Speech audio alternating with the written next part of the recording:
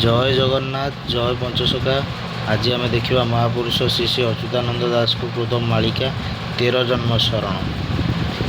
चलतु देखा कौन किसी आज मुझे देखी आपण जो संबल विषय मुझे महागुप्त पद्मगल्पर कही प्रभुंर जन्म बलभद्र जगन्नाथंकर से विषय आम कि आपको से जिनस आ से जगह विषय टी संकेत देवी। निराकारा पद धारण अच्युत अच्युति कहती हेमंत गिर शुण राम देश कहीदेवा तोते 13 जन्म निराकार 5 3 13 एकाठी होइले लंजा नक्षत्र पड़ो जानबू से दिन कली छाड़ी धर्म उदय हो निराकार से कहते रामदास तोते 13 जन्म शरण विषय सब बुझाईदेवा। कौन बुझेले प्रथम ना 5 3 13 एकाठी होइले 5 3 माने हूँ 5 टी 3 टी 5 5 5 5 5 15 15 13 मिसा होता होगला 28 28 हेल्ले कौन कौच एकाठी होइले लंजा नक्षत्र पड़ो। मु मोर गणना माध्यम आपको जनाऊँ कि आपण मैंने भी आपणकर दिग्दर्शन कमेंट माध्यम देपारे आप भी किसी यार गुप्त तथ्य काढ़ी पारे आहरी बढ़िया हे मुझे जानीपरि जानबू से दिन कली छाड़ी धर्म उदय माने 28 को कौच संकेत 2028 बोली आपड़ भावतु। तेणिकी आपण विचार करूँ जदि किसी मोर भूल रोचे आप भी कमेंट जनइबे निश्चय जनइबे।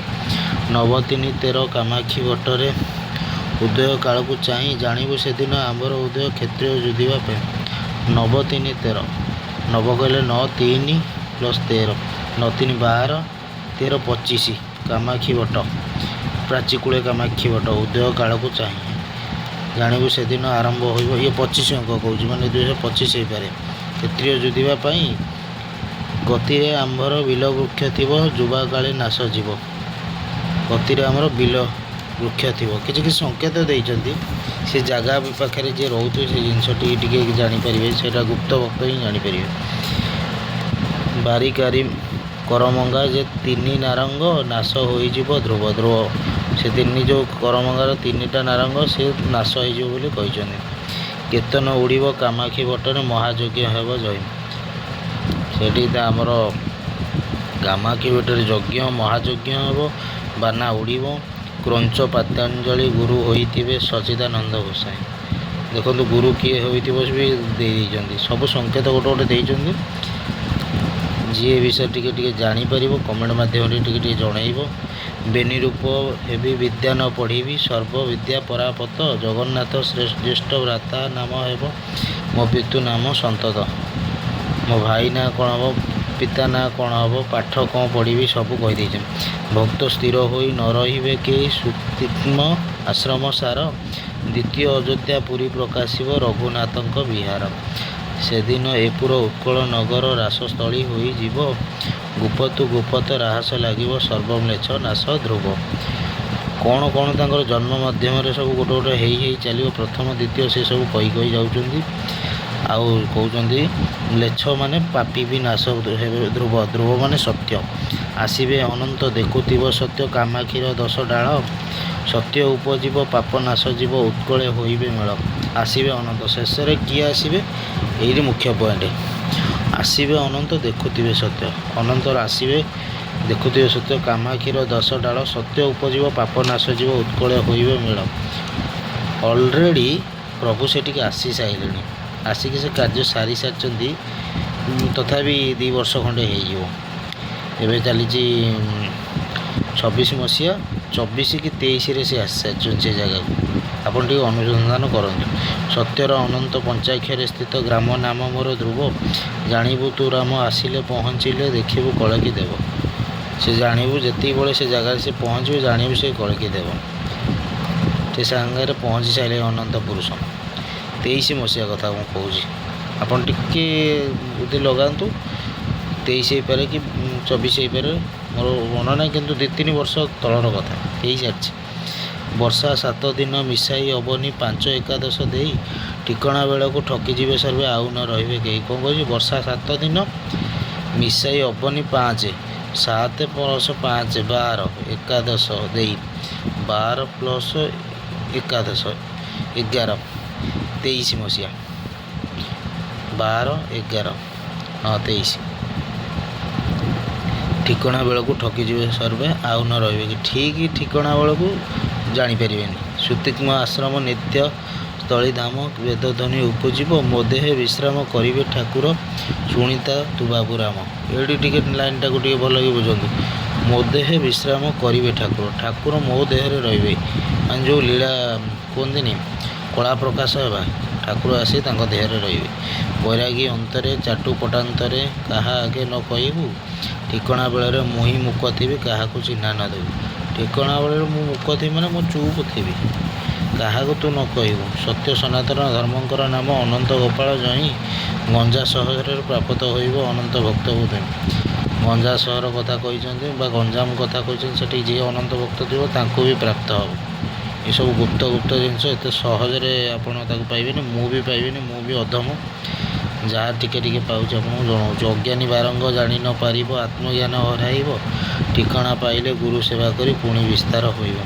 ଅଜ୍ଞାନୀ ବାରଙ୍ଗ ପ୍ରଥମେ ଜାଣିପାରିବନି, ଆତ୍ମଜ୍ଞାନ ତାର ହରେଇ ବସିଥିବ। ଠିକଣା ପୁଣି ପାଇଲେ ଗୁରୁ ପୁଣି ସେବା କରି ପୁଣି ଆଗକୁ ବଢ଼ିବ। ଦ ଅକ୍ଷରରେ ଗ୍ରାମ ନାମ ଥିବ ଗୋବର୍ଦ୍ଧନ ଉତ୍ତରରେ, ବ ଅକ୍ଷରରେ ଗ୍ରାମ ବସିବେ ମାଧବ ଶଶାଙ୍କ ମୁନି ଦୁଆରେ।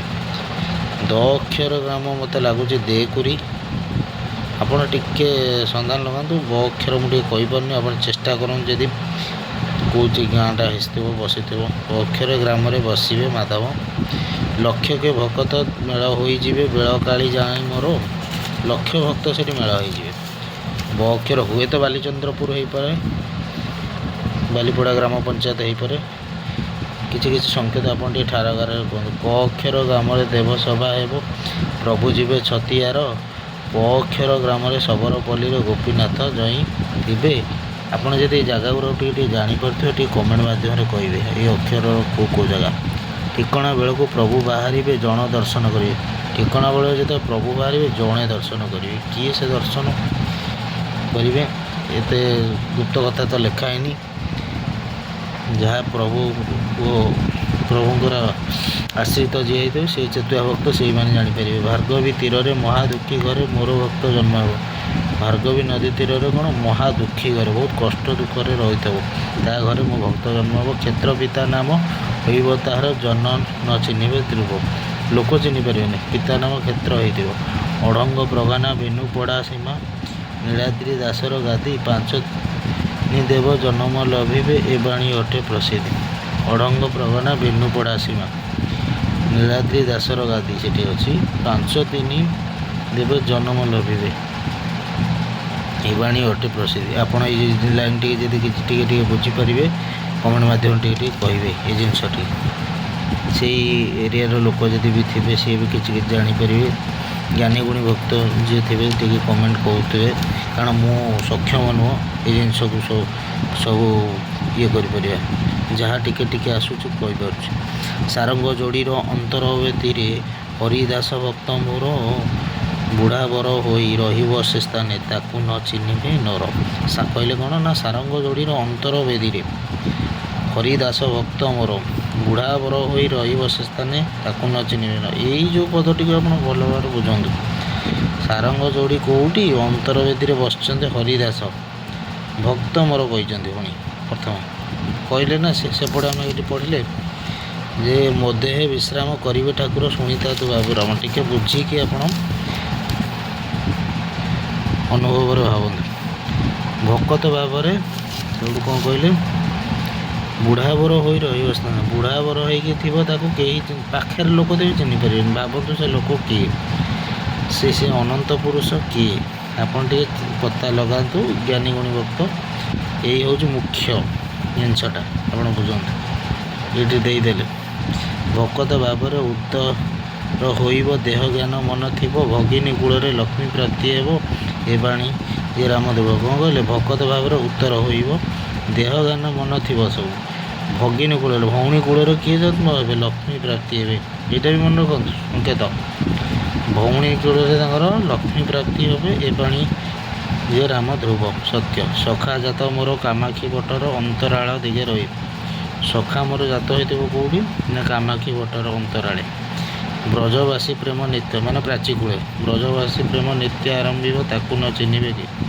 ବ୍ରଜବାସୀଙ୍କର ଯେଉଁ ପ୍ରେମ ଆପଣ ଜାଣିଥିବେ ବୃନ୍ଦାବନର ନିତ୍ୟ ରାସ ତାକୁ ସେ ଆରମ୍ଭିବ କିନ୍ତୁ ତାକୁ ଜନ ଚିହ୍ନି ପାରିବେନି। ବୁଝିପାରିଲେ। ଆଜି ପାଇଁ ଏତିକି 13 ଜନ୍ମ ଶରଣ। ଆପଣ ଏଇ ଜିନିଷକୁ ଟିକେ ଟିକେ ଅନୁଧ୍ୟାନ କରନ୍ତୁ। ଆପଣ ଆ ଭିତରୁ କିଛି ପଏଣ୍ଟ ଯେଉଁଟାକି ଜାଣିପାରୁଛନ୍ତି କମେଣ୍ଟ ମାଧ୍ୟମରେ ବି ଜଣାଇବେ କ'ଣ କ'ଣ ଆଗକୁ ଘଟିବ। ଆହୁରି ବିଭିନ୍ନ ଜିନିଷ ଦେଖିବା। ଆଜି ପାଇଁ 13 ଜନ୍ମ ଶରଣ। ଏଇଠି ବିଶ୍ରାମ ଦେଉଛି। ତ୍ରୁଟି ଥିଲେ ମାର୍ଜନା କରିବେ। ମୁଁ ବେଶୀ କମ୍ ବୟସର ପିଲାଟି, ଏତେ ଜ୍ଞାନ ନାହିଁ ଏ ଜିନିଷକୁ ବୁଝେଇବାର ମୋର ଶକ୍ତି ନାହିଁ। ବୁଝିପାରିଲେ କି। ଯାହା ମୁଁ ଖାଲି ଲୋକଲୋଚନକୁ ଆଣୁଛି ତା ଫଳରେ କି ଆପଣ ଦେଖିଲେ ଜିନିଷଟିକୁ କିଛି କମେଣ୍ଟ ମାଧ୍ୟମରେ କିଛି ଜାଣିପାରିବେ, କିଛି ବୁଝିପାରିବେ। ଜୟ ଜଗନ୍ନାଥ, ଜୟ ପଞ୍ଚସଖା, ଏତିକି କହି ରହୁଛି।